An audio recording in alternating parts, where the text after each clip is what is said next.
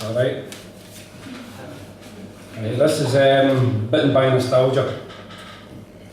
Never mind that carnacious bastard, says George. She's got no say in the matter. He was talking about his missus. I exhaled slowly, exasperated. It had been a long day, and this was the point we had come to. If you've never seen the inside of an asylum and wondered what it might be like, then this was the place to wet your whistle. It was high-level carnage in whatever direction your eyes could focus. It was a place I sometimes drank in when I went back to pay a visit. There was the girl. I thought I recognised her, but I couldn't be sure. Ghosts from the past approach you a lot in scenes like this. In your mind they're always young, but suddenly their face stands before you, torn and weather-beaten, bludgeoned and pillaged by bevy, smoke and life itself. She caught my eye a number of times before quickly turning away. I was swaying back and forth. I can't imagine that I looked a pretty sight. Luckily for all concerned, that wouldn't prove a problem. Beside me, swaying at a slightly different angle to myself, was George, a pal from days long gone. I had no problem recognising the Geordie boy. He was with the girl. She continued shooting sideways glances in my direction. There was nothing funny in it, quite the opposite in fact. From the shouting, fighting, smoking, drinking, singing, dancing, laughing, crying, speed and action motion picture spinning round about me, she emerged to tread a straight line and landed at my toes.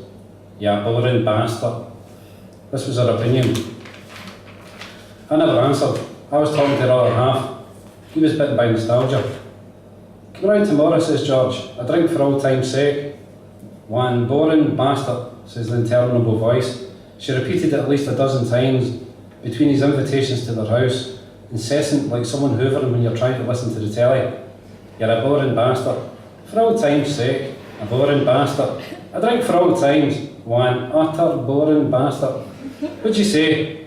Do you know what you are? Do you? You're a boring bastard. Come on, a drink and a laugh. What are you? We'll get a few people around, some of the old team, have a sing-song, a few drinks, old time's sake and all that. A boring, boring, boring, boring bastard." And so on and so on. And here was me, just back for a cycle ride around Peru on a bike I bought for 50 pence. If only she had asked, I could have fed her many tales of adventure, romance and discovery. Like the time I wrestled with a bear for half a dozen donuts in Alaska, or the morning I received a pardon from His Majesty the King of Thailand. Aye, I've swum with dolphins, crocodiles and Uma Thurman, and batted balls of Beyond Borg in a charity match for hopeless cases. I've hot air ballooned across the Serengeti, and explored the mysteries of Tutankhamun. I've sold the script to Quentin Tarantino, but done the bull run in Pamplona, the carnival in Rio, and the full moon in Koh Phangan. I've stargazed in the Sinai, and walked with Sue in South Dakota. I've danced in Table Mountain, and been held hostage in Colombia. I've licked cane toads in Australia, and scaled the White Cliffs of Dover. I've sailed a night boat down to Cairo and thrown snowballs in Kilimanjaro. Alright, I'm exaggerating, slightly, but if I wasn't, if all of that were true, it wouldn't have made a difference. Her opinion would be this: "You're still a boring bastard." It was down to something that I said many moons ago. It was something out of order.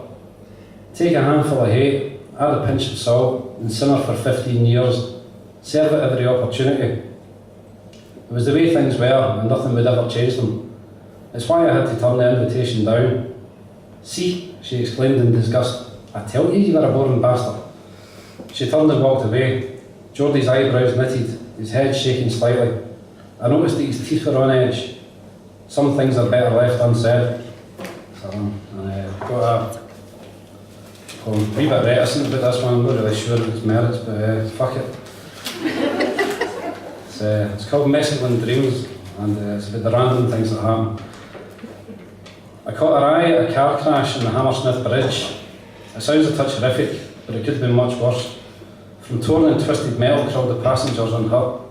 They walked away without a scratch. We headed to the pub. She says, "Want to have a drink with me?" I don't mind if I do. I was alone on a Friday night and fancied one or two. We jumped into her motor, which had parked around the corner. We shipped up in the river, by the river, in the little Jack corner. Her name was Samantha. She came from South Australia. She was estranged from her family because they thought she was a failure. It wasn't very long until her heads were in a spin. She pulled a blotter from her purse and says, "It's mescaline." We chewed away a pint and waited for the hit. But half an hour later we were gibbering shit. The pub started wobbling and so did our words, and the soft focused background was beautifully absurd. Samantha was a doctor with a prescription for her minds. She only did it now and then when she needed to unwind. Her hair was laced with petals, and her voice was liquid gold. Her skin was smooth as marble, her charms manifold. She laughed and said, "You're funny, and your curls are really cool. Eyes sparkling and inviting like an untouched swimming pool." Her smile was like a birthday gift, exquisite and refined.